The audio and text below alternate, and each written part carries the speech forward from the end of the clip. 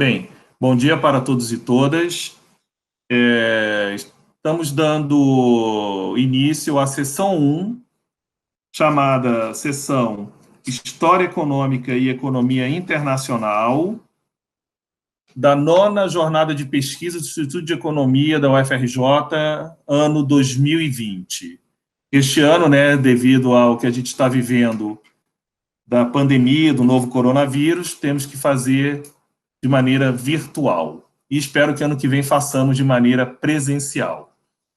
Muito bem, eu sou o professor Wilson Vieira, do Instituto de Economia, e vou moderar, coordenar esta sessão. Esta sessão será apresentada pelos pós-graduandos Daniel Ribeira Vanfas, doutorando do PPGE. A apresentação será Clinipeste, elementos naturais como fatores explicativos da transição do feudalismo.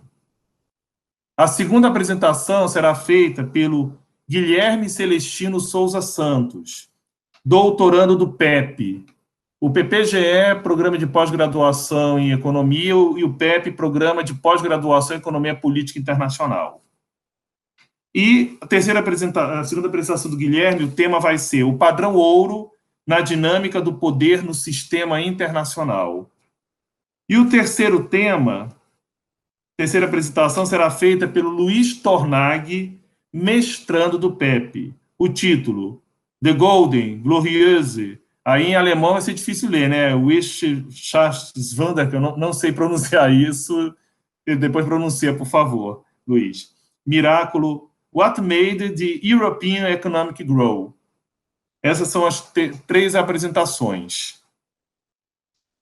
Muito bem, nós vamos dar início, então. Cada um de vocês terá 20 minutos para a fala, como eu falei antes da gravação. Faltando 5 minutos, eu dou um aviso, e faltando 1 minuto, outro aviso, tá ok?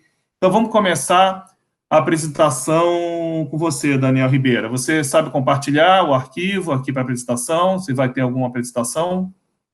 Eu acho que eu consigo aqui. Deixa eu tá ver bom. se eu... Bom dia a todos, meu nome é Daniel, vou começar aqui a apresentação. O título, Clima e Pandemia como fatores explicativos da transição do feudalismo. A ideia é incorporar 2 elementos naturais dentro do debate da transição. Os 2 orientadores que me acompanham nessa pesquisa são o Eduardo Pinto e o Daniel Barreiros, que são também os meus orientadores da tese, agora de doutorado. Inclusive, essa comunicação de hoje é um fragmento do capítulo 1 dessa pesquisa de tese. E o objetivo, aqui brevemente, vai ser incorporar esses elementos naturais para explicar a dinâmica da transição, especialmente dentro do debate marxista que foi feito por Dovre, Suisse e Brenner, principalmente. Para a gente começar, então, com os elementos teóricos do debate da transição, convém a gente pegar o Dovre como ponto de partida. Qual é a tese que esse autor traz para explicar por que o mundo saiu de uma economia feudal, o mundo, especificamente a Europa, saiu de uma economia feudal para uma economia capitalista a partir, principalmente, do século XIV. O que o Dovre recorta como elemento explicativo principal é a questão da superexploração do campesinato. Por motivos diversos, entre os quais ele vai elencar 4 aqui como principais, o mundo feudal passa por uma crise, a partir do século XIV, causada pelo excesso de exploração. O que seria esse excesso de exploração? Seria uma exploração mais intensa do que aquela que existia nos momentos históricos anteriores. E essa superexploração causa uma série de reverberações no tecido social que, eventualmente, destroem os laços sociais que havia dentro de um mundo pautado pelo feudalismo. Para que Dovre consiga justificar essa superexploração, ele elenca 4 causas, 4 elementos de distinção. 4 elementos que fazem com que, a partir do século XIV, a realidade econômica seja distinta daquela que vigorava anteriormente. Quais são esses quatro pilares da superexploração? Primeiro, a visão de superioridade do senhor frente ao servo, que faz com que haja uma desconsideração pelas necessidades do segundo, conforme as condições econômicas pioram. Segundo, é o desequilíbrio demográfico entre senhores e servos. Passam a existir mais senhores por servo do que havia nos momentos anteriores. Então, você tem um inchaço da classe dominante não acompanhado de maneira proporcional por um crescimento demográfico na classe subalterna, além de o aumento das guerras e do banditismo, que fazem com que a necessidade de financiamento desses setores, desse tipo de gasto, aumente no período, e uma maior necessidade de rendimentos para financiar o consumo suntuário. E aqui o Dowlby vai estar pensando principalmente na incorporação de novos bens de consumo na cesta de gastos do senhor feudal. Imediatamente após a proposta de Dowlby para explicar a transição, um outro autor, que é o Paul Suisse, vai entrar no debate contestando algumas dessas colocações. E ele vai fazer isso recuperando a tese de um teórico francês, que é Henri Pirenne, de que a economia europeia ela está, na verdade, muito associada às flutuações de uma economia maior, que é a economia mediterrânea. E para o Pirenne, a partir do momento em que as conquistas árabes avançam sobre a costa do Mediterrâneo, principalmente o norte da África e as ilhas, você tem uma redução do comércio europeu nessas regiões, o que faz com que haja uma pressão sobre a economia europeia que reduz o nível de atividade, por assim dizer. Nesse sentido, o que desfaz esse processo de redução da economia europeia é justamente a retomada desses vínculos comerciais no Mediterrâneo. E por que o Suisse parte dessa tese, dessa associação com o comércio exterior como elemento explicativo? Porque, para ele, o feudalismo é um sistema resiliente, no sentido de que, deixado por si mesmo, um regime feudal pode se reproduzir infinitamente. Não existem contradições internas que causem alguma alteração dessas relações sociais, das relações entre as forças produtivas. Nesse sentido, é preciso que haja sempre um elemento causador externo. E aí, dada essa explicação de mais longa duração, o Suisse vai olhar e vai dizer: o comércio exterior é o elemento-chave para a gente entender essa transformação. Antes de passar, isso não é de todo ausente no Dowlby. Porque, por exemplo, quando o Dowlby fala da maior necessidade de rendimentos para financiar o consumo suntuário, ele também está pensando aqui numa influência dos bens de consumo trazidos pelo comércio exterior. Ou seja, há também aqui dentro dessa explicação um elemento comercial colocado também como fator explicativo. A diferença é que, para o Suisse, é absolutamente necessário que esse comércio exterior exista para causar o ato disruptivo, e mais ainda, não havendo comércio exterior, seria impossível não só a existência dos bens, mas principalmente a vontade social de consumi-los. O comércio exterior, ele não é simplesmente um fornecedor do bem, ele não é só um novo acesso a consumo suntuário, ele é a criação de uma nova forma de consumo suntuário. E, por fim, o terceiro teórico que vai entrar nesse debate sobre a transição do feudalismo é o Brenner, em que ele vai trazer uma colocação muito crítica ao Suisse, e vai colocar que o feudalismo ele também é dotado de um motor de acumulação. Ele também possui contradições internas. Não é possível dizer que ele seja simplesmente um sistema resiliente de reprodução social.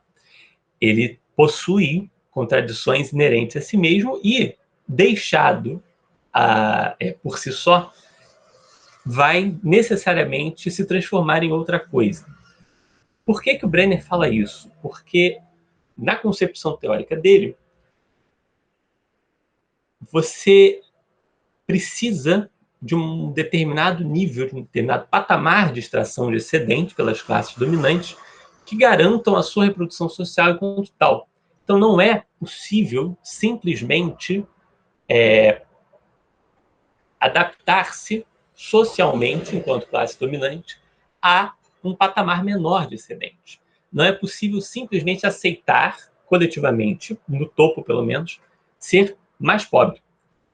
E ele coloca isso porque na proposta teórica que ele traz, a luta de classes dentro da sociedade feudal é um elemento determinante de como vai ser a consolidação das forças sociais. E também essa luta de classes vai ser o elemento determinante da transição. É porque as classes estão postas de determinada forma que a crise do século XIV acontece e desemboca na transformação para o capitalismo. Sinteticamente, para a gente amarrar essa ideia e partir para a contribuição que eu quero trazer. Isso aqui é um diagrama extremamente simplificado, mas só para a gente pensar o que os autores falam. Da transição do feudalismo para o capitalismo, dois autores vão propor causas internas ao sistema feudal. Dobbe com a superexploração e o Brenner com a luta de classes. Diferentemente deles, Suisse vai colocar um elemento externo, que é o comércio exterior, na ideia de que esse elemento que é alheio à sociedade feudal é capaz de impor uma energia sobre ela, de impor uma pressão sobre a sociedade que faz com que ela se desloque desse mundo feudal para o mundo capitalista. A ideia aqui é pensar que todos esses autores trazem, de fato, alguma coisa útil para a gente compreender a transição. E pensando o Suisse, em particular, é interessante a ideia de um elemento externo causativo. Não que ele seja totalizante da explicação, mas que ele seja um catalisador do processo de transformação. Digamos, é possível pensar que o feudalismo, por si mesmo, vai se transformar em outra coisa ao longo de um determinado período de tempo. Porém, existe um mundo para além das relações feudais de produção. E na medida em que esse mundo atua sobre a realidade feudal, ele impõe determinados ritmos aos quais aquela sociedade tem que reagir. Então, pegando essa ideia de catalisador, a proposta que eu coloco aqui é a gente pensar outro catalisador que não o comércio exterior, em particular, a mudança climática. Por que eu digo isso? Porque, por mais que a gente possa pensar o comércio exterior como uma coisa alheia à sociedade, ele ainda está no âmbito das coisas que os agentes daquela sociedade compreendem e elaboram nas suas próprias relações sociais. A mudança climática, ela tem uma temporalidade muito distinta, no sentido de que, por mais que ela vá ser socialmente elaborada, as mudanças climáticas afetam as pessoas precisam reagir àquilo, e elas o fazem em conjunto, enquanto sociedade, ninguém da sociedade feudal era capaz de compreender no curto, na duração curta e na perspectiva preditiva, ou seja, no horizonte futuro, que aquela mudança climática estava acontecendo. Ela é quase que um fator surpresa nesse processo todo. E como que ela atua? Primeiro ponto que a gente precisa pensar em termos de mudança climática como elemento explicativo é pensar a mudança de padrão climático. Até o século XII, até o século XII, com tranquilidade, você tinha um padrão climático que a literatura convencionou chamar de anomalia climática medieval. O nome antigo era ótimo climático medieval, também existe o período medieval quente. Isso depende muito do recorte geográfico que você faz. A anomalia climática medieval é basicamente uma profunda alteração do padrão climático em relação ao momento anterior, que se caracteriza por um aumento das temperaturas do hemisfério norte. Esse aumento de temperaturas do hemisfério norte, no caso particular da Europa, ele também é acompanhado de um padrão pluviométrico estável, ou seja, as chuvas se tornam abundantes e regulares. Essas duas combinações, temperaturas mais elevadas e chuvas regulares, são extremamente propícias à expansão da agricultura. E a gente vê isso muito claramente quando o processo se reverte. Na medida em que esse ótimo climático medieval se esgota, ou seja, você passa a ter, ao invés de um bônus climático na produção agrícola, uma queda na produção agrícola, você tem esse fenômeno causado por, principalmente, queda de temperatura. Por que a queda de temperatura é relevante para entender isso? Isso aqui é uma estimativa que o Parker traz. Ele está falando do século XVII, mas a técnica agrícola é muito constante nesse período, então a gente pode pensar que serve para os períodos mais próximos, anteriormente. Uma queda de 2 graus Celsius, ela pode reduzir até em 15% a produção de cereais, apenas considerando a redução da estação de crescimento, que existe um período de maturação das colheitas. Sem contar mais nada, só pensando em termos de redução da estação de crescimento, você tem uma queda de 15% da produção de cereais. Outro efeito que você tem associado a isso é a diminuição de área cultivável. Por quê? Temperatura não é um fenômeno uniforme. Você tem, conforme a altitude varia, as temperaturas variam também. E uma queda de temperatura significa, igualmente, uma redução da altitude cultivável em pelo menos 300 metros. Isso faz com que... Daniel, 5 minutos, tá? Isso faz com que a produção agrícola despenque, seja qual for não, perdão, por diversas causas relacionadas à transformação climática.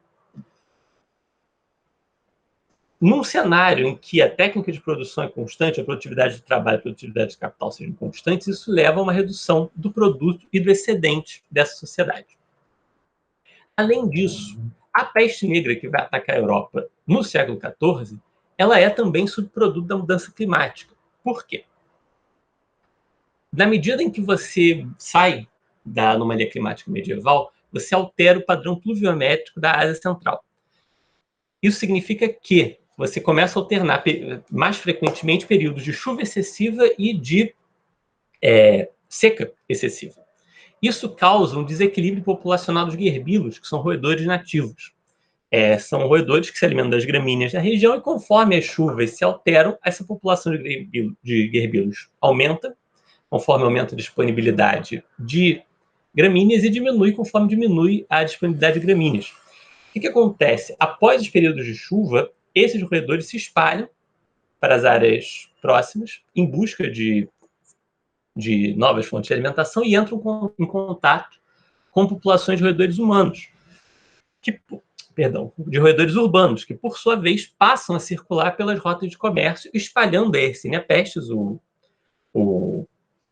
parasita da peste negra, pela Eurásia inteira, indo da China à Europa Ocidental. Além disso, a doença, principalmente a peste, é muito visível isso, ela é um fenômeno social. Você tem diferenças de mortalidade conforme a classe social na qual o indivíduo está inserido. Então, na Europa, você vai ter uma média de mortalidade entre 40% e 45%, mas entre os grandes proprietários de terra, entre os grandes senhores feudais, essa proporção, essa mortalidade vai a 27%. Enquanto nos bispos ela é ainda menor, é 18%. Existe, portanto, um desbalanceamento demográfico que reverbera no argumento de Dobbs. A peste negra é capaz de explicar um ponto que o Suisse, por exemplo, criticava muito duramente. Dizia, olha, não há evidências de que houvesse desequilíbrio demográfico entre senhores e servos. Mas, pensando a peste negra, existe sim. No sentido de que os senhores morreram muito menos do que os servos morreram. Além de que a mudança climática, por significar uma redução do excedente, também ajuda a explicar a dificuldade de financiar o consumo suntuário das elites feudais. Quanto ao Suisse, existe um ponto muito interessante. Até o século XIV, você tem uma correlação positiva entre clima e comércio. Conforme as temperaturas aumentam, o comércio mediterrâneo aumenta também. O principal problema que isso traz para o argumento do Suisse é que essa correlação se inverte a partir do século XIV. Ou seja, não dá para pensar na crise do feudalismo como causada iminentemente pelo comércio exterior a partir do século XIV, principalmente porque, dada a mudança climática, o comércio vai sofrer uma redução drástica a partir do século XIV. A sociedade de crise medieval ela é muito mais uma sociedade, ela é muito menos comerciante do que uma sociedade do século XIII de auge da sociedade medieval. E, por fim, chegando ao Brenner, para encerrar o entrelace, né? Como que a mudança climática afeta o argumento dele. As mudanças climáticas ocorreram em outros momentos da história e elas não levaram ao capitalismo. Ou seja, o argumento do Brenner de que é preciso uma determinada configuração social, uma determinada configuração da luta de classe ganha força. Por outro lado, e aí é um ponto que enfraquece a crítica de Brenner aos neomalthusianos, aos argumentos demográficos sobre a crise do feudalismo, é a ideia de que o Brenner critica muito o fato de os modelos demográficos tratarem a redução populacional como uma coisa muito peculiar.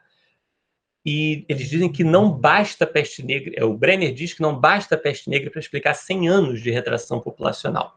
Só que, de fato, você tem os modelos mais atuais, eles incorporam, eles mostram que a peste negra ela permanece por muito tempo e ela tem ciclos constantes ao longo de 100 anos que afetam a capacidade da população de se recompor.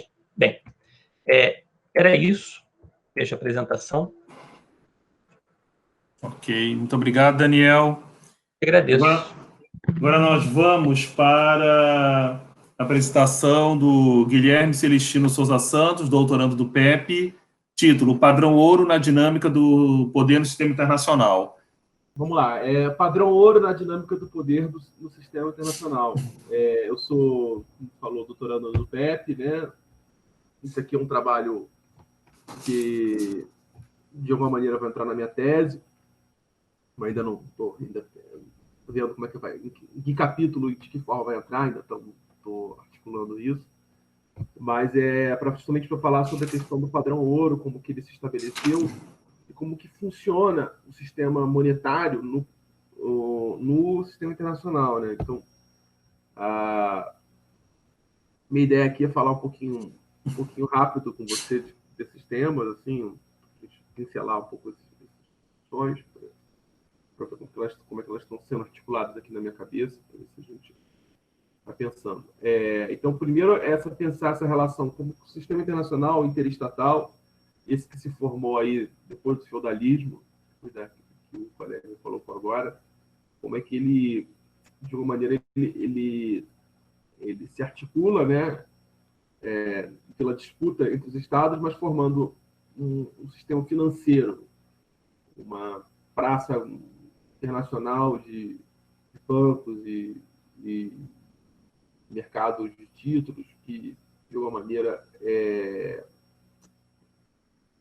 fazem funcionar a economia mundial e que tem por base uma moeda de referência internacional, né, monetário. Então, isso surge, né, com o padrão ouro no final do século XIX, padrão ouro-libra, né, tendo a moeda de referência a libra esterlina da Inglaterra. E hoje em dia, temos o dólar, né? Depois da Segunda Guerra Mundial, se estabelece o dólar. Então, de alguma maneira, houve dois grandes padrões internacionais, uma monetária nacional, primeiro foi o padrão ouro e hoje temos o padrão dólar, né? Então é interessante, de repente, pensar esse padrão ouro, até para, se vocês quiserem entender como é que isso foi se desenvolvendo, ou se teve rupturas, transformações nesse modelo. Partindo assim, né, da perspectiva, né, de que isso é um sistema financeiro que se forma a partir do sistema interestatal, da competição entre estados nacionais, o padrão monetário ele nunca está dissociado do interesse nacional, né? Ele tem que ser pensado aí a partir do interesse nacional e como que, na verdade, o que se internacionaliza não é uma agência do capital anônima, né? Mas, pelo contrário, é o capital que se expande sob a égide de bandeiras nacionais, né? Então, é interessante a gente pensar isso, como que isso se estabelece. E como é que, de alguma maneira, esse estabelecimento também tem um funcionamento. Eu falar aqui um pouco sobre isso, falar um pouco sobre isso e tentar refletir, pensar sobre essa questão. O sistema monetário internacional, né, esse padrão ouro, ouro-libra, né, ele se forma no final do século XIX, mais ou menos em 1870, 1871, quando o padrão bimetálico também tinha a prata, e em menor circulação também tinha o cobre, que tinha também outros países, sobretudo a França. De alguma maneira, essas concorrências elas deixam de existir, por vários motivos históricos. Mas, com isso, você vai ter um padrão único, que é uma grama de ouro, uma determinada grama de ouro, eu não sei quanto, agora a medida exata, vai se corresponder a uma libra esterlina. E, por sua vez, cada país vai querer estar participando desse padrão internacional, né? Vai ter, inclusive, no Brasil, na época do Império, a questão da crise do encilhamento, de como vai ser para participar desse padrão. E, para isso, ela vai criar taxa de câmbio fixa, né? Isso vai gerar todo um mecanismo de controle e de regulação das autoridades centrais dos países, né, para articular isso. E a ideia, né, de pensar esse sistema monetário como tendo origem nas disputas interestatais é pensar que a guerra, né, o que, em última análise, organiza, orienta, né, a disputa entre os estados nacionais é a questão do poder. E a questão do poder entre os estados nacionais, ela se resolve, né? Ela tem como sua última ratio, né, explicação final, última análise, a guerra, né? A participação da guerra, seja a participação efetiva e a vitória numa disputa militar, ou seja, pela possibilidade de entrar ou não no combate, né? Então, as grandes potências elas estão sempre disputando a possibilidade de entrar ou não em combates nos mais variados cenários, teatros de guerra, e isso, de alguma maneira, essa necessidade de se afirmar pela questão militar tem como consequência essa organização das finanças que nós chamamos hoje de altas finanças, né, que tem uma certa autonomia frente aos estados, né, o mercado, a gente fala a entidade ou o mercado, mas, de alguma maneira, ele tem uma origem nessa questão da necessidade dos estados financiarem as suas próprias guerras, e, de alguma maneira, isso continua sempre impactando, né, no processo de funcionamento. Então, um pouco essa reflexão leva a gente pensar nisso. E o que está, em última análise, em jogo é que a disputa entre os estados e a acumulação de poder e de riqueza nesse contexto, né? O grande momento foi no século XVII para o século XVIII, quando você tem a chamada Revolução Financeira. E ela é muito importante, ela é até menos estudada, né, de maneira geral, pelo menos assim, eu não vim da economia, mas de história geral, menos estudado, que é a Revolução Industrial, né? Mais dado. Mas a Revolução Financeira ela antecede a Revolução Industrial e ela de alguma maneira, ela é como se fosse a condição que vai permitir, por exemplo, que a Inglaterra saia na frente desse processo da sua reestruturação produtiva, ser o primeiro país a fazer a Revolução Industrial. E depois os países que vão na sequência vão, de alguma maneira, também ter que construir condições para que tenha uma política monetária autônoma e própria, na medida do possível. Isso é essencial. Então, assim, dentro da Revolução Financeira, ela tem como origem, ela tem como cenário a questão da guerra. A necessidade direta do Estado financiar sua entrada na disputa militar faz com que se invente novas formas de se financiar, porque as formas anteriores, que sempre existiram, que existiram há milhares de anos, até então, até o início do capitalismo, que é a tributação dos camponeses, tributação dos senhores feudais.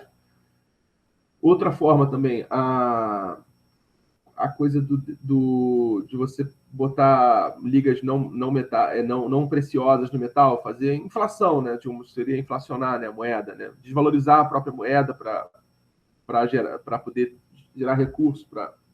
Esses dois mecanismos, né, de financiamento dos estados, eles são muito limitados, eles não são mecanismos assim, eles têm um teto muito claro.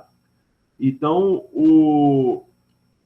a Holanda, ela acaba inventando, sendo o lugar onde nasce um novo processo que é a ideia da dívida pública do Estado, a dívida soberana. E essa dívida soberana, ele vai ser um endividamento de longo prazo, com taxas pequenas, taxas de juros pequenas, e que o emprestador, né, o credor, ele pode revender seus títulos no mercado secundário. Então, de alguma maneira, anda junto com o mercado de ações, né? O mercado de ações e títulos já estava nascendo na época. Então, as finanças holandesas vão ser essenciais, por exemplo, para a Holanda conseguir vencer suas guerras de independência frente à Espanha. E de alguma maneira, a Inglaterra vai emular esse processo na sua própria forma, criando um banco central. E essa vai ser a novidade, essa vai ser lá na Inglaterra. E ele vai conseguir atrelar a sua dívida soberana, a sua geração de moeda e a criação de mercado secundário de títulos da dívida. Então, esse movimento na Revolução Financeira Inglesa será essencial para que ela, no século seguinte, assuma a hegemonia do sistema internacional. Então, é uma coisa muito interessante pensar isso. Então, uma citação que eu tirei do trabalho do professor Hernani Torres Filho, que é interessantíssimo, que é aqui em inglês, mas eu vou fazer uma tradução assim meio chifrinha aqui, indubitável, né, a capacidade de crédito dos holandeses foi crítica para o seu triunfo sobre os espanhóis, porque na sua guerra de independência, porque eles podiam sempre usar o crédito para comprar mais exércitos mercenários, contratar mais exércitos mercenários, e ano após ano. Enquanto estavam lutando contra a Espanha, que não tinha nenhum crédito. Eles só tinham o acesso ao ouro do Novo Mundo, né? Só tinha. Interessante, né? A Holanda tinha acesso a um crédito praticamente limitado dentro desse mecanismo de finanças.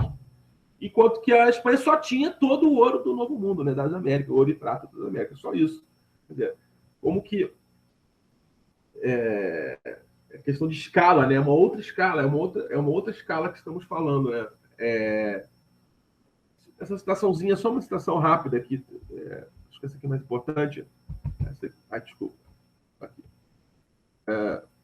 Só essa aqui. O endividamento decorrente das guerras do Hernani Torres Filho era feito em grandes montantes, as taxas elevadas e prazos curtos. O serviço dessa dívida, por sua vez, trazia consequências negativas para o exercício de poder dos reis nos períodos posteriores ao conflito. Os níveis de taxação necessários para atender os pagamentos correntes do governo, com o principal e juros, eram muitas vezes incompatíveis com o volume de receitas provenientes dos tributos. escritores eram estrangeiros, o problema se agravava quando havia uma desvalorização cambial. Eu vou entrar no mérito de como os detalhes, como isso foi evoluindo. Tem um artigo do Hernani muito bom no livro do professor José Luiz Fiore sobre a guerra, que é muito interessante, onde ele explora isso.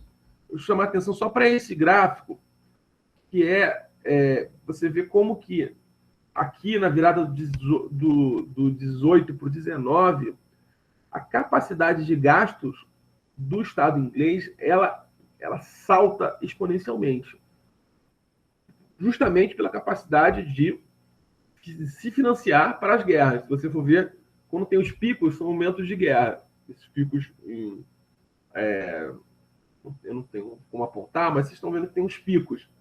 Cada pico desse é um momento de guerra. Então, quer dizer, no século XVIII, quando surge um primeiro aumento nesses gastos, lá em 1850, acho que é a Guerra de 7 Anos, teria que dar uma olhada qual é essa guerra, mas essa primeira já é a invenção do banco, desse mecanismo começa a rodar, começa a funcionar.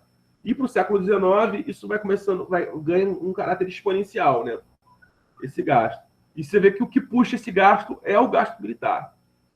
Então, o gasto militar, a necessidade de fazer frente ao enfrentamento de guerra, cria um mecanismo financeiro, revoluciona o mecanismo financeiro de autofinanciamento do Estado, e isso, de alguma maneira, reinventa as finanças, reinventa o sistema financeiro nacional, né, nesse caso. Isso vai criar base para expansão do poder inglês, né, do poder naval. Aí a gente teria que entrar em uma análise sobre isso, mas uma expansão desse poder inglês que vai ser importante justamente para o estabelecimento da sua moeda como padrão de referência internacional. Então, o padrão ouro, na verdade, é o padrão ouro-libra, né? E aí vem algumas questões para a nossa reflexão, para a gente pensar aqui, não são coisas que eu venho pensando, e vale a pena, de repente, também, no debate, a gente trazer outras opiniões, outras visões sobre a questão. Como é que esse padrão ouro-libra se consolidou diferente, e como é que, de uma maneira, ele vai ser diferente, ele foi diferente do padrão que se consolida depois do século XX, e até hoje, no século XXI, que é o padrão dólar, né? Tem uma autora chamada Susan Strange, que ela é muito grata para nós da EPI, da Economia Política Internacional, que ela tem um conceito de poder estrutural. É um conceito muito interessante, justamente para falar, ela vai falar justamente do poder americano, que é o seguinte, que a ideia de que os Estados Unidos, ele em relação com o dólar, ele não tem só apenas uma hegemonia sobre as outras moedas, sobre a regulação financeira. Então, ele consegue ter um poder estrutural, que é o seguinte, ele é capaz não só de... 5 minutos. 5 minutos. Tá, eu vou dar mais no meio, já está por fim. Os Estados Unidos não tem só uma capacidade de estabelecer uma liderança em contexto dentro do sistema internacional. Ele tem a capacidade de mudar as regras, reescrever as regras. Aí a pergunta é, será que a Inglaterra teve isso quando ela era líder? A resposta simples é não, sobretudo a partir da pesquisa que o professor Hernani Torres Filho faz, que eu estou, de uma maneira, na cola. Então, pensando em alguns elementos desse poder estrutural que os americanos adquirem, que a gente não vai entrar aqui no detalhe, a gente pode ver que, em contraste com ele, os ingleses eles conseguem, de alguma maneira, um poder monetário relativo, ele consegue ter, conquistar uma autonomia na política monetária, graças a essa capacidade de projetar sua moeda para todo internacionalmente, mas isso não é exatamente o poder estrutural, isso não é o poder estrutural, isso é um poder relativo, isso aí. Então, a hegemonia britânica, ela é, digamos assim, um grau de qualitativamente inferior ao que vai vir com o poder americano, né? Não entrando no mérito, o padrão dólar flexível, ele é de outra categoria, ele é de outra ordem, não só do ponto de vista econômico, mas do ponto de vista da natureza do exercício do poder, que é o que interessa mais para mim aqui. Enquanto que, por exemplo, ele permitiria para os Estados Unidos uma unipolaridade, quer dizer, a capacidade unilateral de tomada de decisão em relação à política monetária, e outras políticas econômicas, a Inglaterra está vinculada a um balanço de poder westphaliano, que é o seguinte, que o líder ele é forte, e ele tem hegemonia, mas a hegemonia dele é relativa. Ele nunca é mais forte que os 2 ou 3, tipo, segundo e terceiro lugar juntos. Então ele tem um poder de liderança, mas não de domínio imperial sobre os outros concorrentes, né? Ainda que ele exerça domínio imperial sobre as colônias, sobre protetorados, sobre outros espaços, outros territórios do espaço geográfico. Mas no contexto da disputa entre as potências, ele é uma potência maior, mas ele não é uma potência absolutamente dominante. Não vou entrar no mérito dessa questão da restrição de sobrevivência, é um conceito interessante, mas a gente entra em outro momento. Então, tentando assim ser bem sintético, o sistema financeiro internacional ele nasce junto com o sistema monetário internacional. Ele vai não por adesão, como uma ideia econômica liberal, né, mas por uma inclusão do sistema anterior. Ele tem a ver com a formação de uma praça bancária, um sistema de crédito, e o Inglaterra tem uma função de gerência sem poder coercitivo. Tem o poder de unilateralmente sancionar ou privilegiar quem ele quiser, de maneira unilateral, sem negociação. O funcionamento desse sistema, ele é bastante amarrado, porque ele tem o ouro, ele tem a questão metálica como base, diferente do dólar depois flexível, que não vai ter nada como base, não, quer dizer, vai ter uma outra forma de se constituir o seu funcionamento. E ele tem um problema de que ele se organiza por políticas de esterilização. A autoridade central está sempre intervindo no mercado, comprando e vendendo ouro. Depende de um saldo comercial positivo e de umas contas de capitais, também saldo nas contas de capital. Ele depende disso para funcionar direitinho. E quando isso não funciona, isso vai implodir. Quer dizer, quando vai entrar a Primeira Guerra Mundial, a Inglaterra perde a capacidade de manter esse saldo comercial. Ela não vai conseguir manter mais esse modelo. Ele não pode ter déficit. O líder não pode ter déficit. E está sempre perdendo risco de perda de metais, né? Então, ele tem autonomia na política monetária, mas não tem poder estrutural. Outra autora que me interessou muito, que me ajudou muito a pensar essas questões, é a Caroline Miyoguchi, que é uma doutoranda do TEP. Tem a dissertação dela de mestrado, que é sobre isso, sobre a questão determinação do padrão monetário internacional.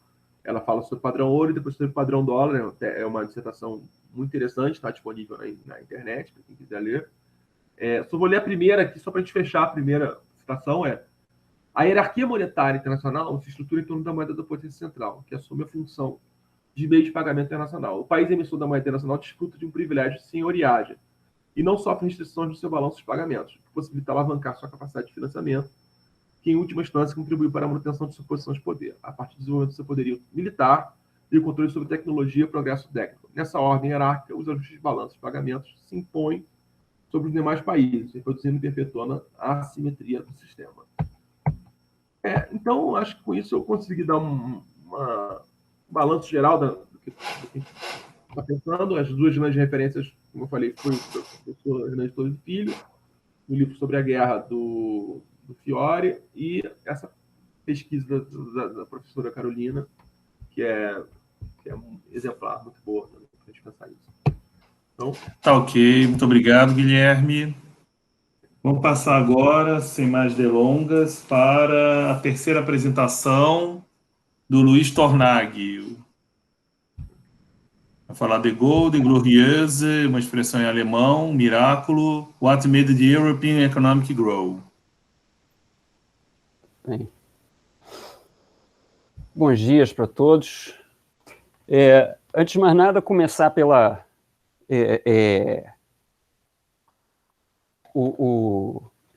me desculpando pelo nome aqui, pela brincadeira do nome, o Wirtschaftswunder, se é que se fala assim, né?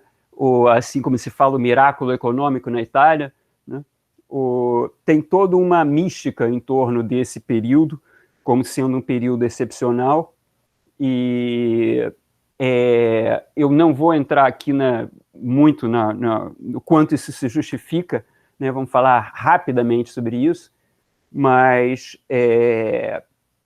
Vou começar aqui muito rapidamente, só dando alguns dados de por que existe essa ideia, né, independente da ideia ser válida ou não, o quão maravilhoso foi mesmo ou não, por que se fala disso, né?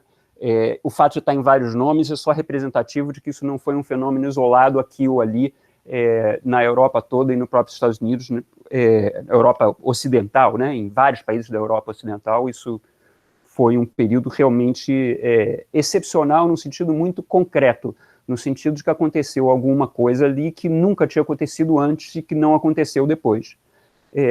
O dado de PIB, né, GDP, é o número mais usado, que representa a economia como um todo, né, seria um dado mais sintético, e se você for olhar ali, você tem praticamente o dobro do crescimento anual que você tinha em períodos anteriores ou que você teve em períodos posteriores.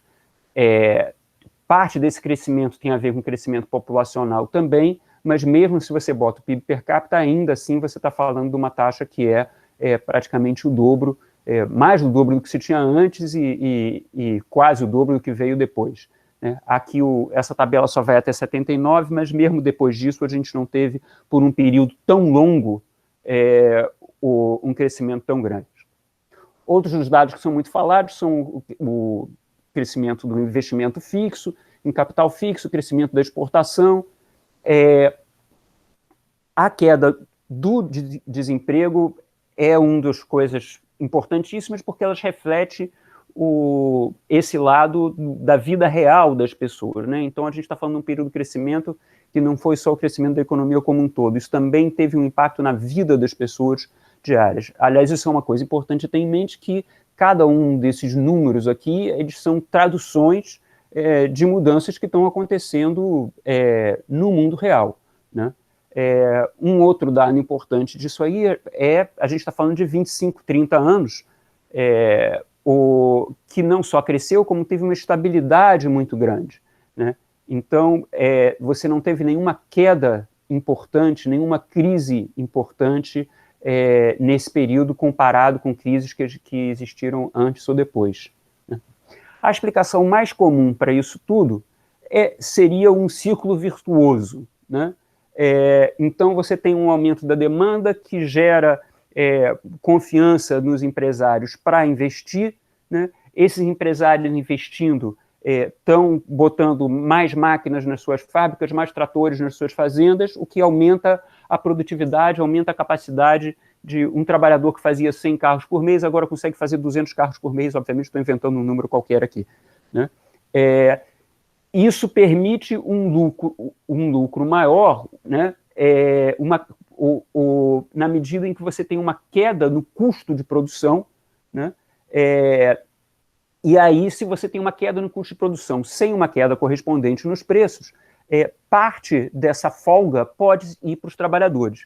Então, isso é um período em que a parcela da renda total desse PIB, né,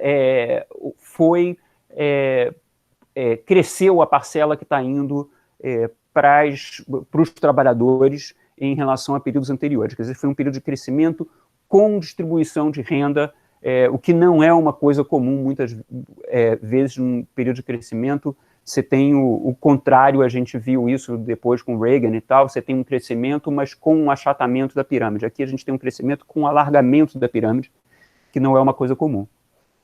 Mais trabalhadores com salários melhores, né? Você está falando de abrir mais fábricas, você está falando de contratar mais gente, desemprego baixo, salários melhores, você aumenta a demanda. Você aumenta a demanda, você tem mais confiança no investimento. Isso aqui é um exemplo, obviamente, muito esquemático. Se você inclui governo aqui, inclui outras variáveis aqui, você acaba virando uma rede em vez de uma roda. Parte dessa história também é o aumento da parcela do governo no PIB, que também gera estabilidade, que também está gerando confiança, enfim. Mas isso tudo, como eu falei, é reflexo de uma mudança no que está acontecendo no mundo real. São só números que estão a gente começou a falar, né, quando eu estou botando esse gráficozinho aqui, eu estou justamente falando de... E aí, o que está acontecendo? Luiz, eu vou interromper só um pouquinho a sua fala, interrompo o tempo, porque só estamos vendo o primeiro slide, não estamos vendo o restante. Certo. Então, espera lá.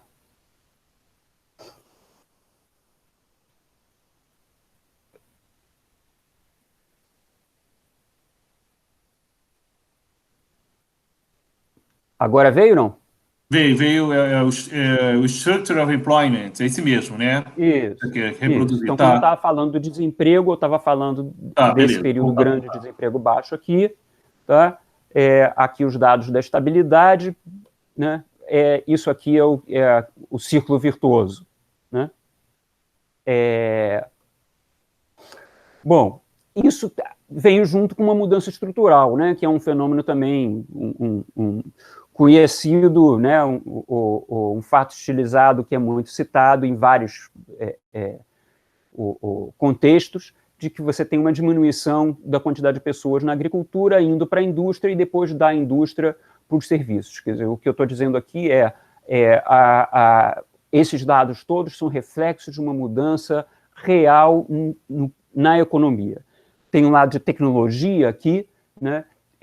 O desenvolvimento tecnológico permite um aumento da produtividade também importante. Isso aqui é uma máquina de lavar roupa antes da guerra ainda. Durante a guerra parou-se de fazer máquinas de lavar roupa. Isso aqui é um anúncio de uma loja de máquinas de lavar roupa explicando para os clientes por que não está mais fabricando máquina de lavar roupa, porque ela está fabricando... Novamente, Luiz, não estamos vendo esse slide. Não? Não.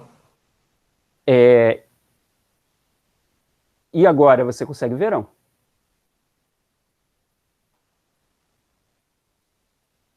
Eu vou fazer o seguinte, me desculpe, eu vou parar a apresentação aqui um segundo e vou abrir no PDF isso aqui, para ver se a gente, porque fica um pouco sem sentido isso, sem poder... Se não der certo, eu sigo sem, que também não é nenhum mistério, mas... Então, aqui estávamos nos chips aqui, que passamos rapidamente, a máquina de lavar roupa, o anúncio da... Passei rápido demais, né? Essa é a máquina de lavar roupa antes da guerra. Isso aqui é o anúncio dizendo que eles estavam fazendo tanques, não máquina de lavar roupa. E aí, quando você chega já na década de 50, você tem uma cozinha com uma máquina de lavar louça, que é uma coisa que só chegou no Brasil muitos anos depois, mas chegou lá naquela época. É óbvio que isso aqui é um anúncio, né? O mundo não é um comercial de margarina. Mas, de qualquer maneira, mostra que você tem uma mudança, na realidade, radical com o que era o mundo antes da guerra. E aí, o que permitiu essa mudança, né? Sem entrar em maiores detalhes de como foi essa mudança de fato ainda, né? O que permitiu essa mudança? Um dos elementos centrais aqui é o salto, o distanciamento no poder econômico dos Estados Unidos. Quer dizer, isso aqui é o PIB dos Estados Unidos. Você vê que, a partir da Segunda Guerra, ele se descola e você tem um poder absolutamente assimétrico dos Estados Unidos em relação a outros países, né? Desculpa. Vamos lá. E do outro lado, você tem o bicho-papão, que é a União Soviética. Então, a gente está falando de um período de crescimento, como a Europa toda cresceu nessa época, os Estados Unidos cresceu, e se você for vendo durante a década de 50, isso já era verdade durante a década de 40, eu não tenho dado aqui, mas, né, isso já era um fenômeno que existia. Você está falando da União Soviética crescendo muito mais do que os Estados Unidos, do que a União Soviética, do que esses países todos, né? A Alemanha é a única que chega perto do crescimento da União Soviética. Isso é uma motivação para os Estados Unidos tomarem uma atitude e quererem ajudar a Europa a crescer, a querer frear o crescimento do Partido Comunista na França, do partido de toda a vitória ideológica da esquerda, né? E de impor o seu poder ali também versus a União Soviética, significa o comunismo, né, significa as empresas americanas serem estatizadas e nesse período de crescimento existe um fenômeno também que é a expansão da produção com uma busca de mercados, né? Então, aonde tem comunismo, não tem mercado para produto americano, né? Sem entrar aqui em toda a discussão da motivação dos Estados Unidos, você poderia dizer simplesmente que é uma disputa de poder como qualquer outra e que se você tem independente comunismo ou capitalismo, você tem uma questão de disputa de poder como existiu, né, em vários impérios no mundo inteiro, poderia ir outra discussão, mas o fato é que, nesse momento, a União Soviética é uma instituição que está contestando o poderio americano, né? Então, eu falei da simetria do poder americano com o resto do mundo, mas, em relação à União Soviética, é uma história diferente. E também, isso gera um outro fator, que é o que está dando certo na União Soviética, né? E isso vai influenciar a maneira dos Estados Unidos gerenciarem as coisas também. Vamos entrar nisso daqui a pouco. Então, isso aqui é um trecho tirado do documento que deu início ao Plano Marshall. Eu não quero entrar aqui da importância do Plano Marshall em si, mas sim ao fato de que você tem um documento oficial que está citando que tem 3 elementos de interesse aqui: o humanitário, o econômico e o político, né? Se você for pegar o texto do pessoal de Relações Internacionais, do Edward Carley, ele coloca com todas as letras. Existem 3 maneiras, né, esferas nas quais o poder internacional se coloca, né? O poder militar, o poder econômico e o poder sobre opinião.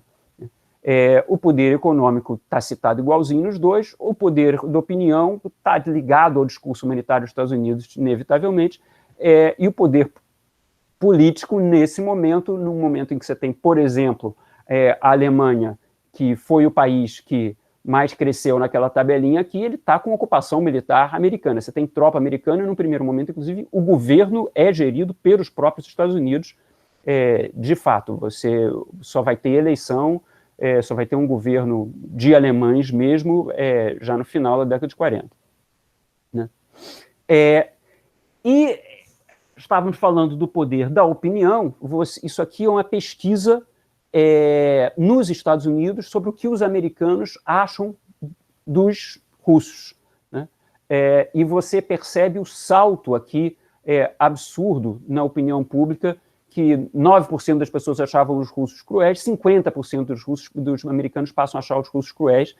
Tem uma campanha de mídia aqui enorme para fazer essa virada na opinião pública, em relação transformar a União Soviética no bicho-papão, que tem implicações, de novo, a gente estava falando dos muitos esferas em que isso acontece. Uma é a política interna, simplesmente a ideia de você criar um bicho-papão é uma coisa que reforça o poderio interno. Estava falando de como que a União Soviética cresceu, né? Cresceu com muito planejamento, uma economia centralizada, uma economia em que o governo controla o que vai acontecer, né? Então, isso aqui é interessante porque é, de novo, tirado do Plano Marshall, só para citar que essa ideia de uma economia toda controlada não é exclusividade da União Soviética. Você tem uns americanos aqui fazendo uma previsão de produção, né, de item por item, ano por ano, né? Então, em cada biênio aqui, em cada ano aqui, o quanto que vai ser produzido de trigo, quanto que vai ser produzido de açúcar, e por acaso nessa tabela estão esses produtos, mas em outras tabelas tem outros produtos. O fato é que eles estão ali planejando exatamente a previsão de produção futura, item por item, né? De novo aqui, outra tabela para dar ideia, você tem outros produtos aqui, qual é a produção americana, qual é a necessidade consumo americano, e a disponibilidade para exportação para a Europa, porque a Europa nessa época está destruída. Isso é 48, né? Então, tem necessidade de importar produtos. Então, isso só para ilustrar que você tem toda uma tecnologia de management, de business, de administração de empresas, que cresce junto com as grandes empresas americanas, né? Já desde a ferrovia, mas depois com, né, com todos os grandes monopólios do começo do século XX, etc., toda uma tecnologia de administração de empresas que é incorporada pela União Soviética como uma maneira de você administrar um país inteiro, e isso existe também. Você fala muito dos Estados Unidos, a terra do liberalismo, o crescimento, imposição do liberalismo muito até a página 2, no modus operandi disso tudo. E como que você faz isso virar verdade, né? Como que você traz isso para a Europa? Né? Isso aqui é já de 57, mas só como um exemplo, você está criando uma série de instituições... 5 minutos, Luiz. 5 minutos. Tá? Você está criando uma série de instituições na Europa para poder isso funcionar. Instituições internacionais, instituições nacionais, e muito a ideia de que você tem um processo de descentralização também. Para poder levantar esses dados daqui, eles vão pedir para a Europa criar instituições locais para poder trazer esses dados e para poder dizer para eles como que eles vão chegar nisso. A outra questão central ali tem a ver com o discurso do Guilherme todo. Eu comecei aqui em 1680, o quanto que o ouro é estável aqui. Né? O ouro deixa de ser estável, justamente aqui não é o ouro que deixou de ser estável, é a prata que perdeu a paridade com o ouro, e o ouro passou a ser mais ainda o padrão. Tudo isso para dizer que durante todo esse período, o ouro, até a Segunda Guerra, né, o ouro ainda tinha uma participação importante nas reservas internacionais. Quando vai chegando depois da guerra, você tem um crescimento do dólar, né?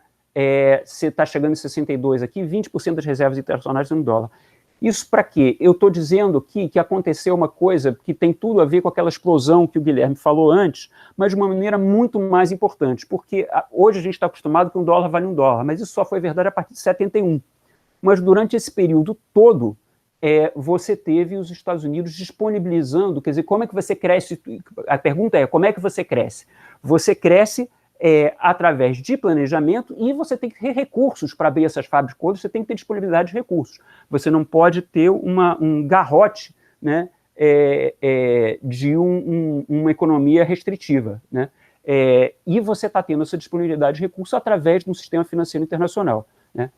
Com isso, você tem uma queda, né, do ouro. Num primeiro momento, o ouro, os Estados Unidos está com a maior parte das reservas de ouro do mundo, é isso que parte do poder dele, mas ele vai perdendo isso, e nem por conta disso você tem cada vez mais dólares na mão de todo mundo. À medida que você tem cada vez mais dólares na mão de todo mundo, que o dólar é a moeda usada por todo mundo, a importância da paridade disso com o ouro deixa de existir, porque se todo mundo tem dólar, não interessa a ninguém que o dólar perca o seu valor. Essa frase do Friedman eu acho que é super simbólica disso tudo que eu estou querendo dizer, que é que essa expansão na capacidade de investir, na capacidade de ter liquidez, né, ele diz a principal fonte a caneta do contador, né? Tanto no que diz respeito aos bancos americanos, quanto ao mercado de eurodólares que acontece na Inglaterra e que está também expandindo essa disponibilidade de dólares e levando todo aquele fenômeno que o Guilherme falou, catapultando ele para um outro nível. E aí, para fechar aqui, eu apontei como 2 elementos centrais aqui o planejamento e a disponibilidade de recursos, né, que tem a ver também com a sustentação da demanda, tudo isso está falando de sustentar a demanda, né, mas se você for olhar os estudos que falam sobre essa época, cada um deles vai focar numa questão específica. Então tem gente que fala muito da importância... Tá. Tem gente que fala muito da importância do crescimento do capital fixo e crescimento da produtividade. Tem gente que fala muito das políticas keynesianas, de um certo consenso ideológico em função de manter o emprego, né? Fruto da devastação das guerras e da crise de 29 também. Tem gente que diz que o segredo de tudo foi a política industrial dos Estados, muito mais do que propriamente só uma expansão macroeconômica, né? tem gente que fala muito da importância do crescimento do comércio relacionado a uma liberação, uma economia mais liberal. Eu considero o comércio internacional como muito mais um elemento de sustentação da demanda nesse prazo. Tem uma outra discussão que é a longa duração, o quanto que isso foi só um catch-up, uma retomada da tendência anterior, o quanto que isso um desenvolvimento da técnica que já vinha acontecendo de qualquer maneira como um fator exógeno. Tem gente que fala muito da sociologia e da política, uma mudança na estrutura de poder interno. Um minuto, né? Estamos fechados. Já deu, já estourou. Fecha, por favor, Luiz. Tá. E o que eu estou querendo colocar aqui é que cada um desses elementos aqui, você não pode olhar para cada um deles sozinho. Todos eles estão trabalhando juntos, e a importância de você, na hora de olhar para cada um desses autores, ver a relação de um elemento com o outro, e é essa relação e essa maneira com que todas essas questões conversam que me levou a essa síntese da importância do lado da demanda, da expansão financeira e do planejamento como elementos que estavam acontecendo em qualquer uma dessas óticas que você vai olhar, você vê isso. É isso. Ok, muito obrigado, Luiz. Bem, eu vou tecer alguns comentários bem rápidos sobre cada um dos textos e vou abrir, para o debate, tá bom? E quem quiser colocar, quem quiser fazer alguma pergunta, colocação, se inscreva no chat, por favor. Bem, vamos lá. Daniel, eu vou centrar fogo um pouco, fazendo as analogias que estamos vivendo hoje. Porque em algumas reportagens que eu li em alguns portais aí na internet, ficou muito dizendo, olha só, a partir da peste negra, houve uma mudança radical na Europa que permitiu até a saída do feudalismo, parará, que houve tudo isso. Então, você colocou questões que estão aí na ordem do dia. Mudança climática, a questão do novo coronavírus, e de como isso pode ter gerado essa transição. De qualquer maneira, eu achei interessante você ter colocado isso na época, que aconteceu na época, que não é uma relação tão automática, é uma conjunção de fatores, não é só a peste negra, não é só a mudança climática, é todo um processo que vai se trabalhando junto. É isso que eu achei interessante, vamos dizer assim, paralelismo pelo que está acontecendo, mas é muito difícil fazer algo automático, né? Essa observação que eu coloco, e que eu achei interessante no que você colocou, e muito bom ter colocado de novo esse debate da transição do Suisse, Dobbs, do Brenner, foi muito bom. Depois tivemos do Guilherme. O que eu achei interessante foi essa construção do sistema monetário, dessa questão que você colocou, de como é que os padrões monetários diferentes mostram também diferentes conformações de poder, de como é que a penetração do padrão dólar é muito diferente do padrão Libra, vamos dizer assim, do padrão ouro-Libra e do padrão ouro-dólar, que na verdade deixa de ser ouro-dólar em 71, né? Que vira completamente fiduciário. E mesmo assim, e o poder continua forte. Hoje é que está se questionando bastante, mas não é de hoje, né? Mas de poucos anos para cá, dessa hegemonia do dólar. E que os Estados Unidos têm se preocupado bastante com isso, essa questão. Vídeo movimento da China, o próprio movimento do euro, que já assustou mais, mas hoje nem tanto, mas muito mais é pelo movimento da China nesse processo. E, Luiz, eu achei muito interessante que você colocou sobre essa questão desse período de crescimento, muito do que você colocou sobre a questão do forte planejamento nos Estados Unidos. O liberalismo, né, ele foi derrotado, né, com Grande Depressão, Segunda Guerra Mundial e tudo. E a questão do planejamento ficou muito mais forte no debate na Europa. Mas nos Estados Unidos está aí presente, apesar do discurso não ser muito colocado. Mas está muito presente. Quem é que debatia na época? Né? Eu sei que isso foge um pouco do escopo do seu trabalho. Vamos lá, tem Gunnar Myrdal, próprio Mannheim, ele deixou uma obra póstuma, final dos anos 40, mas foi publicado depois dos anos 50, defendendo a planificação democrática. Na verdade, era um manual da social-democracia, dentro desse processo. que estava em alta disso daí. Todo esse processo daí que está sendo colocado. E isso daí foi interessante, porque também é uma das explicações do salto do poder econômico dos Estados Unidos. Bem, essas observações aí eu vou ver se tem alguém que gostaria de colocar. Fica à vontade, pessoal. Quem quiser agora fazer alguma observação.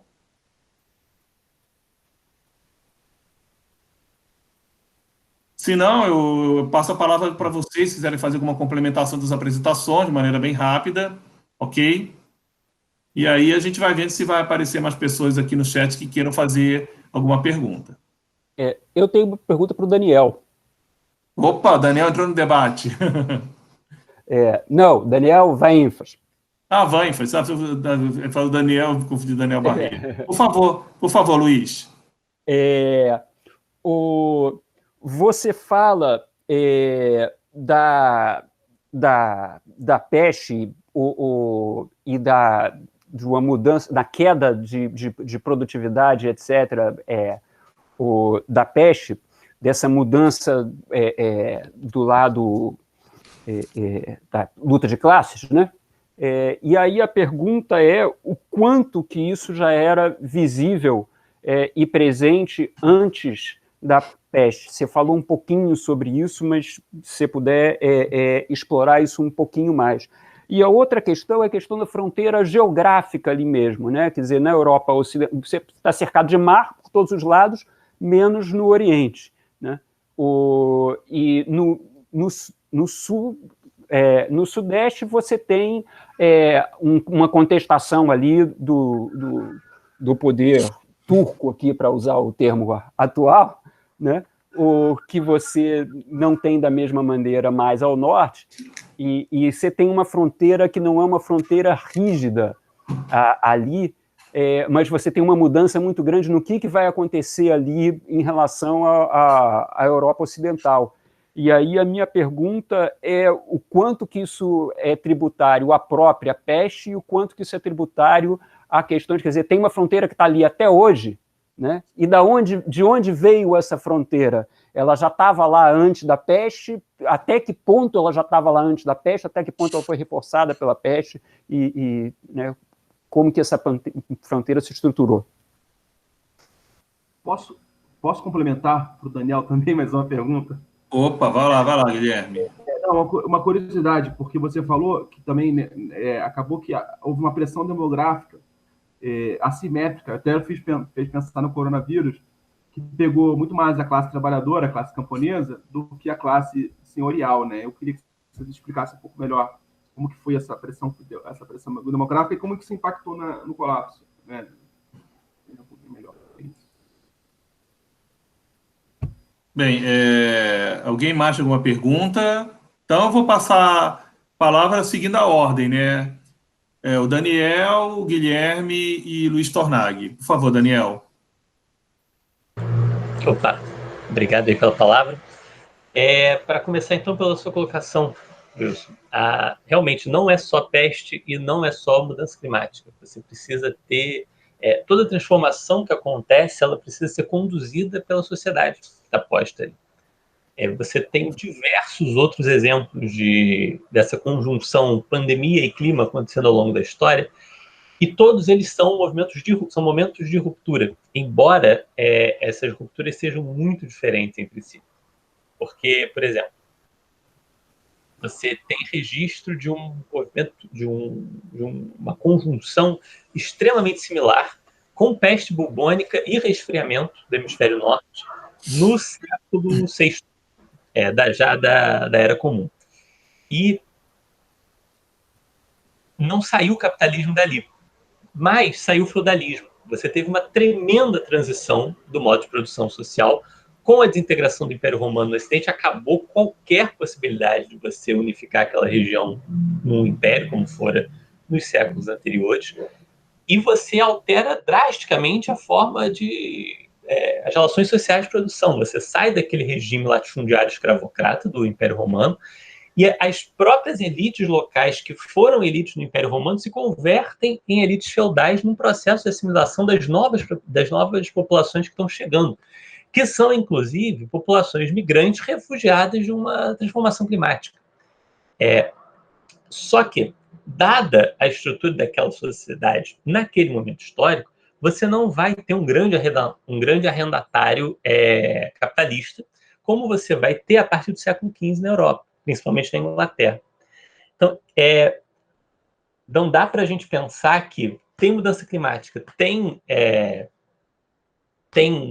peste, tem uma pandemia, você tem imediatamente uma transformação absoluta da sociedade rumo a mais capitalismo, por exemplo. O que dá para a gente ver é que, e realmente isso parece no registro histórico, é que mudança climática e pandemia são dois fenômenos umbilicalmente conectados e que geram alguma transformação das relações sociais de produção, em função da forma como aquela sociedade está organizada. Ou seja, sociedades organizadas de formas distintas levam a resultados distintos dessa transformação. Passando agora para a pergunta do Luiz, o quanto a queda da produtividade já era vista antes? A queda da produtividade ela é um fenômeno muito esquisito. Por quê? Pensando assim um modelo 3 fatores, né? Você tem terra, trabalho e capital. Capital, nesse sentido, é muito pequeno, embora você tivesse aumentado bastante no século XII, com roda d'água, moinho de vento, uma série de inovações técnicas na Europa medieval. O consumo de capital na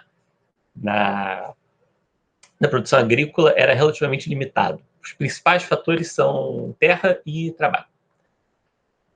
Conforme as temperaturas vão caindo, e isso você já vê desde o século XII, a produtividade do trabalho para uma mesma unidade de terra cai.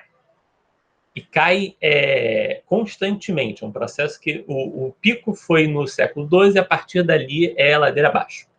Então, já no século XIII, você tem um aperto das condições de excedente, da geração de excedente.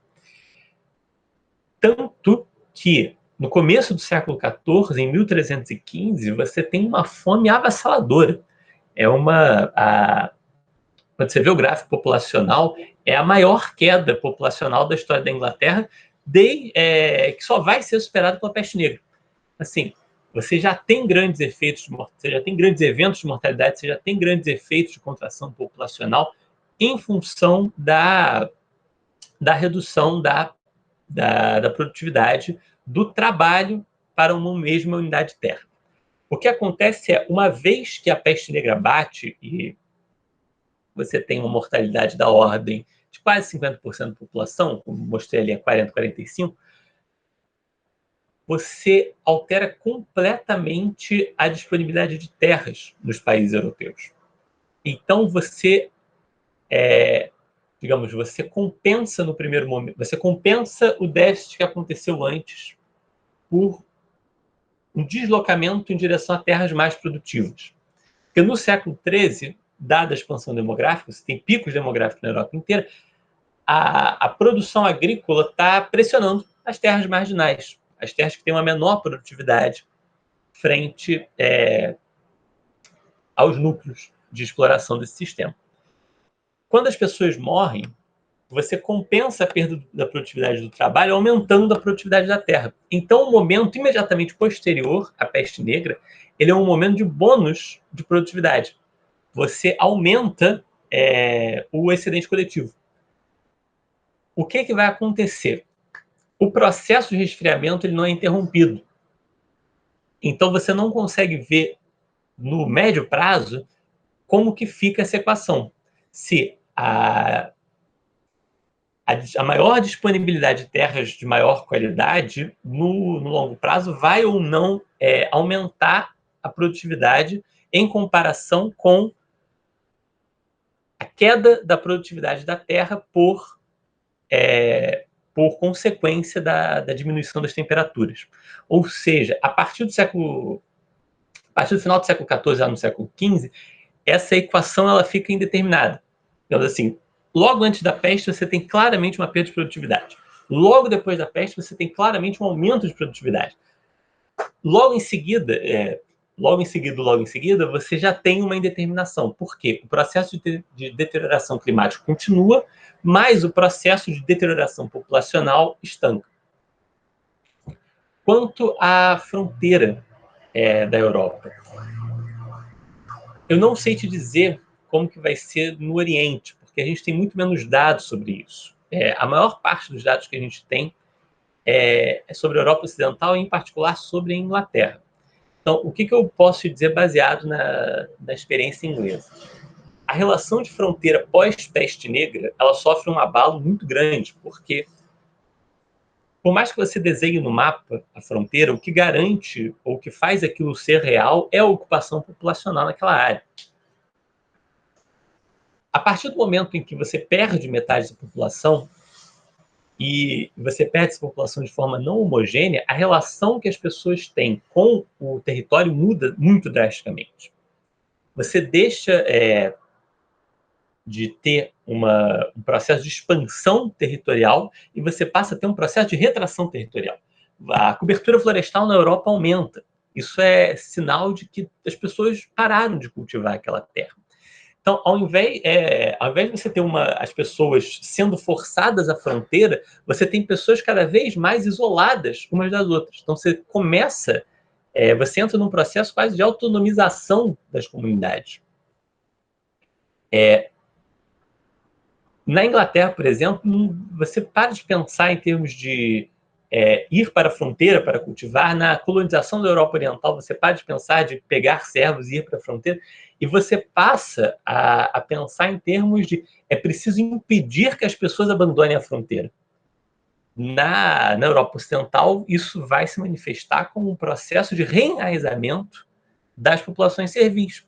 Ao invés de você ter todo o sistema de estímulos à ocupação das novas terras que você teve no século XII, com a cessão de terras, com a cessão de vilas campesinas, você passa a ter forças militares dedicadas a manter os servos naquela terra, porque a tendência, naquele momento histórico, era você justamente abandonar a fronteira e ir para as regiões mais próximas. O que tem muito a ver com a pressão demográfica diferenciada que o Guilherme perguntou. Como que acontece uma pressão demográfica diferenciada nesse contexto? Por mais que você não tivesse medicina, como nós entendemos hoje naquela época, você tinha medicina, mas não era nem tão eficiente quanto a que a gente tem hoje, nem pautado pelos mesmos moldes teóricos que a gente tem hoje. Por mais que você não tivesse medicina como nós entendemos naquela época, você tinha, como em qualquer outra sociedade, medidas de reação a um determinado patógeno, qual fosse. E isso qualquer sociedade tem. Nenhuma sociedade encara uma pandemia sem fazer nada. Toda sociedade faz alguma coisa. E pandemia é um fenômeno muito característico de urbanidade, porque ele tem a ver com concentração populacional.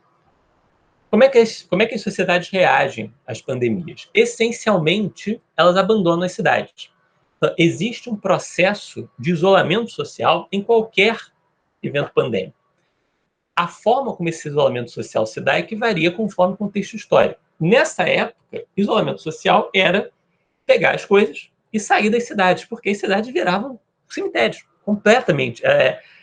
A conversão de cidade em cemitério já era normal para os padrões dessa época. Você não tinha crescimento vegetativo positivo em cidade. Cidade se mantinha por imigração.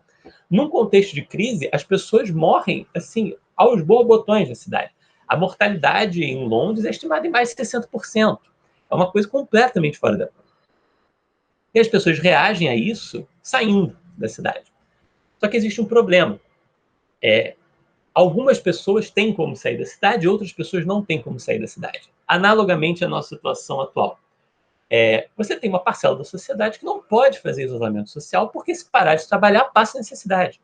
Então, a pessoa coloca no cálculo dela, olha, é melhor eu sair para a rua, trabalhar, fazer o meu dinheiro e correr o risco de pegar o coronavírus do que ficar em casa e ter certeza que daqui a uma semana eu não vou ter dinheiro para comprar o arroz.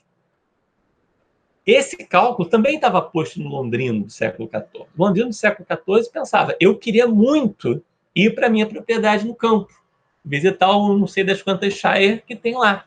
Mas eu não tenho como, porque se eu fizer isso, eu morro de fome. Por outro lado, o rico não tem esse dilema. O nobre, o bispo, o senhor feudal inglês, ele olha para a situação e fala: olha, Londres esse ano não dá para visitar, vou ficar na minha casa de campo. Não existe sobre ele o dilema da escolha. E como a peste em particular está muito associado ao contágio pelo rato, que é um animal principalmente urbano, ele existe no ambiente rural, mas não na proporção e não nas condições sanitárias que causam a transmissão do patógeno da peste para o ser humano, quanto na cidade, na medida em que você consegue sair da cidade, você consegue escapar da peste em alguma medida. Não é 100%, claro, você pensa, 18% de mortalidade já é um absurdo. Mesmo em comparação a outras pandemias históricas. 18% de mortalidade entre os bichos é uma coisa monumental. Mas não é nem perto a mesma coisa que foram 45% da população em geral e 50% dos camponeses. Quando você compara as hierarquias eclesiásticas, bispos e abades, por exemplo, os bispos têm uma taxa de mortalidade de 18% e entre os abades essa taxa de mortalidade é de 44%, que é rigorosamente idêntica à média. Por que isso acontece? O abade ele tem uma capacidade de deslocamento muito menor do que o bispo. O bispo de Canterbury pode falar assim: olha, esse ano eu não vou consagrar a missa da sua cidade por conta do risco da peste. Você tem um exemplo muito claro, ilustrativo dessa época, que é o Papa. O Papa passou a peste isolado num círculo de fogo. Ele sentou lá com a mesa dele, a escrivaninha, assinava os papéis, despachava, mas ao redor dele tinham várias velas purificando o ar. Ok, o patógeno da peste não é necessariamente, ele pode ser transmitido pelo ar, mas são casos muito raros. Só que o Papa ficou isolado. Ninguém via o Papa, ninguém chegava perto do Papa, não tinha contato com o Papa, o rato não chegava perto do Papa. Então o Papa ficou imune àquele fenômeno. Isso foi verdade para todos os reis, praticamente. O Campbell, que é a referência que eu uso para falar dessa conexão clima e peste, ele diz muito claramente: olha, a exceção de um membro da família real inglesa que chegou em Bordeaux, por acaso, na mesma semana que a peste chegou na cidade, ou seja, se ele tivesse chegado em outra semana, que isso provavelmente não teria acontecido, a exceção desse membro da família real que morreu de peste, nenhum prefeito, doge, duque, rei ou chefe de Estado europeu morreu de peste. Rico, nesse esquema, não morreu de peste. Os líderes sociais não morreram de peste. Por quê? Porque dispunham de meios socioeconômicos de prevenir essa reação. Daí é que a gente olha e fala: o mito de que a peste é democrática não é real. A peste não é democrática. A peste mata pobre. E isso é real hoje, é real no século XIV, é real no Império Romano. Quem tem melhores condições socioeconômicas, quem dispõe de mais recurso material, resiste melhor, por mais que o recurso seja limitado. É isso. Passar agora a palavra para o Guilherme. Obrigado, Daniel. Muito boas as colocações. Guilherme, fica à vontade de fazer algumas colocações. Obrigado pela aula. Assim, foi muito, muito elucidativo, muito interessante as analogias, como o professor Wilson até falou, né? Eu me lembrei agora, só para fazer mais uma analogia, no livro Capitães de Areia, de Jorge Amado, tem uma peste que atinge a Bahia, Salvador, se eu não me engano, é varíola. Eu acho que é varíola. E o Omulu, que é o deus, né, o orixá das pestes, ele é lançado com uma promessa democrática, que vai atingir ricos e pobres. Só que, na verdade, na hora que a peste se espalha, os ricos meio que ficam imunes, só os pobres que morrem. Há uma falha nesse cálculo dos deuses lá na literatura, na mitologia lá, que ele levanta, o Jorge Amado, justamente por isso, porque os ricos têm condições sanitárias melhores do que os pobres, e acaba que que até então era mais ou menos igual, mas naquele momento começa a ter uma grande diferença, não lembro qual é exatamente o mecanismo sanitário que a varíola se propaga, e tem isso, eu me lembrei desse elemento que você falou aí, de memória, essa referência literária. Bem, essas são assimetrias de poder, né? Eu acho que também a questão do padrão ouro é em outra escala, de outra forma, de outra questão. Estamos falando também de assimetrias de poder, de disputas pela posicionamento de poder, como o professor estava falando. Um padrão monetário ele não vem simplesmente por uma escolha econômica, né? Ele se coloca como uma forma de exercício de poder. Então, a maneira como o padrão ouro, o Libra, ele se coloca é muito diferente da maneira como o padrão dólar-ouro se coloca, que é um pouco como o professor Luiz colocou, né? O período da chamada Era Gloriosa seria o período justamente onde o dólar funciona em função ainda em relação ao padrão dólar-ouro e depois o dólar flexível, né? Eu diria que esses três grandes padrões, que é o padrão ouro-libra, depois ouro-dólar, depois o dólar flexível, o puramente fiduciário, são três padrões que refletem três momentos da questão do poder no sistema internacional, quer dizer, como se organiza o poder no sistema internacional. E o momento da hegemonia inglesa é um momento em que esse sistema financeiro está sendo montado e o que se perde muito das análises de um mais liberal é essa visão de que os bancos têm uma regulação que ainda responde uma autoridade e ainda responde interesses nacionais, interesses de soberania nacional. Então, eu acho que essa é a minha colocação, e eu já vou meio que passar para uma pergunta para o Luiz, provocar, até que ponto que essa eu acho que ficou muito claro na sua fala, Luiz, a questão da montagem desse sistema, de momento glorioso no sistema, com a ameaça externa, a ameaça soviética, né? Acho que sua fala aponta para isso. A minha dúvida é até que ponto, como que você entra a variável justamente do padrão monetário aí, quer dizer, quando Bretton Woods vai ser desmontado, até que ponto que está relacionado ou não com a desmontagem desses anos gloriosos, né? Eu queria entender um pouco melhor a desmontagem, que você não entrou muito. Como é que você vê a desmontagem disso também? E aí a pergunta vai nessa questão do padrão monetário. Vou passar logo a bola. Posso fazer uma colocação nessa pergunta do Guilherme? Acho que... Por favor, Daniel. Vou colocar uma outra pergunta em cima disso, sobre a desmontagem do milagre, né? Como é que mudam as relações de classe dentro desses países? Como é que as classes dominantes que estavam associadas a esse modelo de crescimento, elas passam a defender um modelo de estagnação econômica, digamos assim? Como é que se dá esse ganho? Porque a gente tem muito o desespero de economista, quando a gente olha e pensa assim, poxa, mas o PIB crescer é melhor para todo mundo. Por que não cresce? Então, por que depois para de crescer? E eu acho que acho que você pode desenvolver isso bem, especialmente que você já deu ali um bizu com a história da União Soviética. Beleza, Luiz, a palavra é sua. Maravilha. Uma pergunta simples, assim, né? Duas palavrinhas a gente fala. Essa é um mafuá no qual eu não me meti de propósito, porque é muito mais complicado. Mas ele aparece na minha pesquisa, sobretudo, na hora de você explicar o porquê que deu certo, porque você comparar com o que vem depois é a informação, né, uma das técnicas que se tem ali para ver o que era diferente nessa época, e aí você compara com antes e depois para identificar essas questões. Eu vou me agarrar aqui nessa ideia de que não tem um fator central, de que é uma conjunção de fatores, né?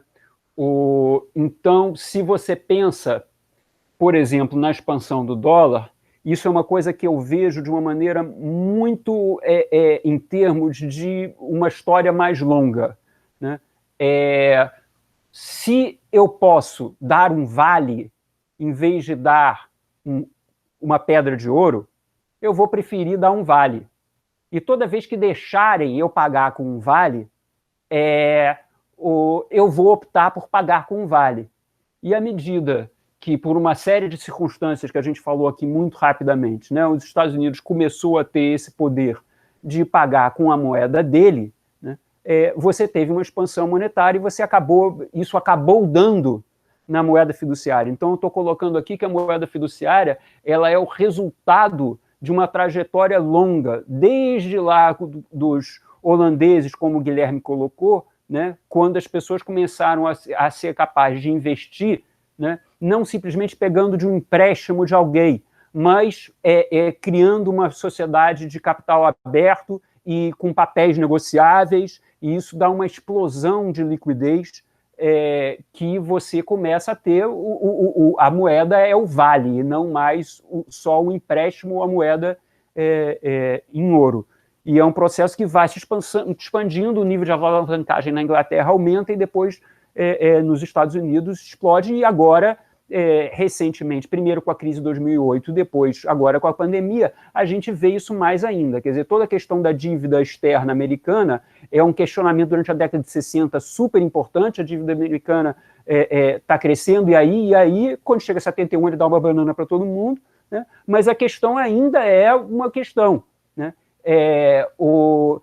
Os próprios, dentro da própria discussão interna, né, o Partido Republicano versus o Partido Democrata, existe a questão da dívida pública americana. Quando chega 2008, ele dá uma banana, e se você for olhar para o gráfico, é absolutamente assustador. São trilhões de dólares entrando na economia, toda essa discussão de que Friedman, de que aumenta a moeda, aumenta a inflação, toda a teoria, né, monetária tradicional vai para o espaço, porque você tem uma injeção de moeda na economia absolutamente proporcional a qualquer coisa que aconteceu antes, e você não tem inflação por causa disso.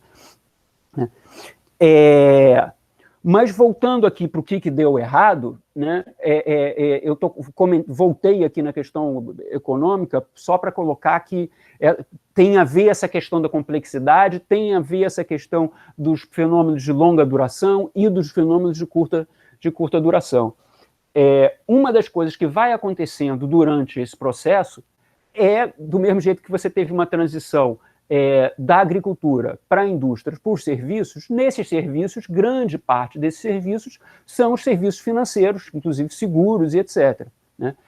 Então, você teve um discurso mais a favor de medidas mais restritivas, mais contracionistas, por parte do sistema financeiro durante esse período todo. O que acontece é que você começa a ter uma assimetria do poder do sistema financeiro versus o poder industrial, né, a partir do final da década de 60, começo da década de 70. Isso é um elemento. Né? Outro elemento que tem a ver com isso é a internacionalização das cadeias de produção. Né? Então, você tem, a partir da década de 70, você começa a ter um crescimento de outra ordem de grandeza do Japão, e depois do Japão para os tigres asiáticos. Mesmo no Brasil, você começa a ter um volume de produção nacional, tudo bem, isso tudo em grande parte com multinacionais, né? Mas as multinacionais americanas estão se expandindo, estão produzindo fora dos Estados Unidos também. E aí, nessa medida, se o mercado consumidor dele não é nos Estados Unidos, ele não precisa do poder aquisitivo do trabalhador americano. Né? Qual é o peso disso, dessa internalização do sistema de produção, é uma coisa muito discutida. Estou colocando como um elemento a mais ali. Essa, né, mudança em 71 do sistema financeiro gera uma desorganização do sistema todo,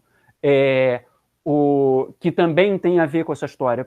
Você tinha um sistema de câmbio fixo, e aí, a partir de 71, o câmbio começa a ficar muito... Toda aquela coisa que eu falei de estabilidade durante a Era de Ouro, do ponto de vista monetário, a partir do descolamento do dólar, o dólar ainda não era visto como tão bom quanto o ouro, ainda tinha uma insegurança muito grande, e se o dólar desvaloriza, o dólar desvalorizou, né? mas e se o dólar não se mantém estável, como é que a gente vai manter dólar? E aí tem um problema de que eu tenho muito dólar, eu não quero que o dólar desvalorize, eu quero continuar usando dólar, porque afinal de contas eu tenho dólar. Mas, por outro lado, se eu estou arriscado o dólar desvalorizar, eu vou ficar preso nesse dólar, mas não tem mais ouro no mundo para substituir o dólar, não tem outra substituição.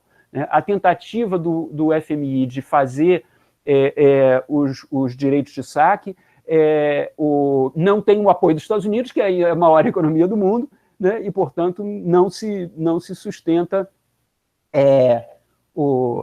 também. Existe uma questão política interna nos Estados Unidos, quer dizer, a vitória do Nixon, né?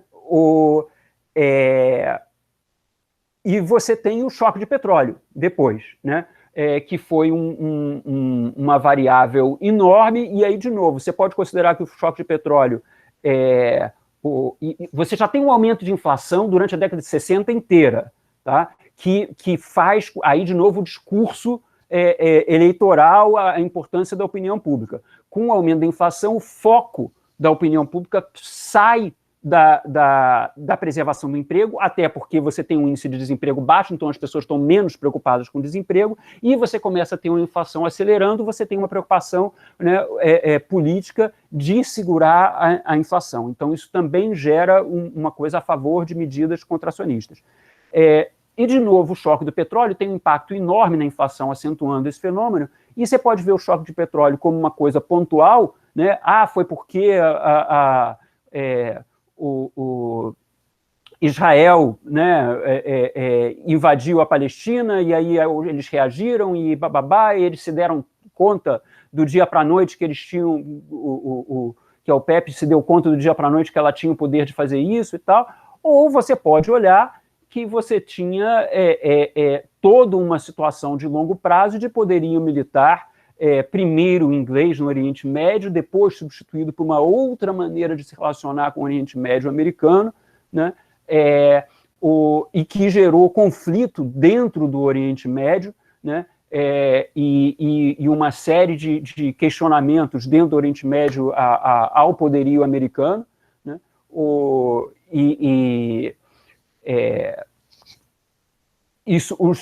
Essa expansão foi toda feita, não é só Oriente Médio, essa expansão toda dos anos gloriosos foi feita com insumos baratos de commodities, né, do mundo inteiro. Né? O petróleo era não só tem uma importância assimétrica em relação a outras commodities, como o petróleo estava muito concentrado numa região específica do globo, aonde o enforcement do poder americano estava muito relacionado a um enforcement militar, que é um enforcement instável também. E aí, todos esses eurodólares, quando subiu o preço do petróleo, você está falando de subir o preço do petróleo, o Oriente Médio ganha muito dinheiro extra que vai para o euromercado, né, que vai para o mercado financeiro, vai para os bancos americanos, também criando aí, a gente estava falando antes do feedback de um loop, de um ciclo virtuoso, né? Você tem mecanismos de acumulação ali, mecanismos de reinforcement, né? Indo em outra direção. Isso é uma coisa que o Myrdal falou muito, alguém aí falou, foi o Wilson, né, que falou do Myrdal. O Myrdal é um cara que eu gosto muito, né? E o Myrdal coloca muito isso. Toda a teoria econômica neoclássica ela é feita na ideia do equilíbrio, na ideia de que você vai muito numa direção. Se você tem uma situação estável, você vai numa direção, você tem forças para você voltar para uma coisa mais parecida do que estava antes. E o Myrdal coloca o contrário, que você tem forças, toda vez que você tem uma situação estável, você empurra numa direção, a tendência é ir cada vez mais naquela direção.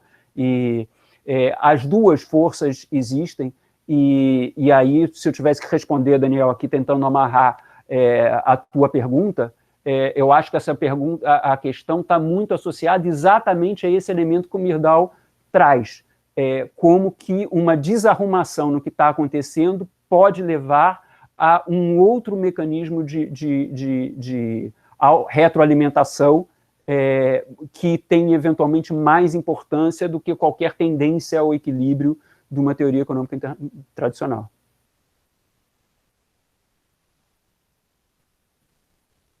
Bem, pessoal, eu não teve mais nenhuma pergunta aqui, então eu agradeço a presença de todos e todas, agradeço as excelentes apresentações, tá? Ah, desculpa a confusão da pergunta do Luiz para o Daniel, que eu achava que ele queria trazer o Daniel Barreiros para o debate. Pô, é mais legal ter colocado as questões entre vocês, eu gostei muito disso também, achei muito bom, eu acho que complementou, as apresentações foram complementadas de uma maneira muito boa com esse debate, foi muito esclarecedor. Agradeço e agradeço a presença de vocês novamente e agradeço a oportunidade da gente conhecer o que está sendo pesquisado no IE. A jornada de pesquisa é muito bom para isso, a gente se dialogar mais internamente para saber o que a gente está conversando entre nós, tá bom? Muito obrigado, então, pela presença de todos e todas, tá bom? Uma boa continuação de jornada para aqueles que vão assistir também mais apresentações e mesas no decorrer do nosso evento. Um bom dia para todos e todas. Obrigado. Tchau, obrigada. Bom dia. Bom dia. Obrigado, camaradas. Falou. É isso aí.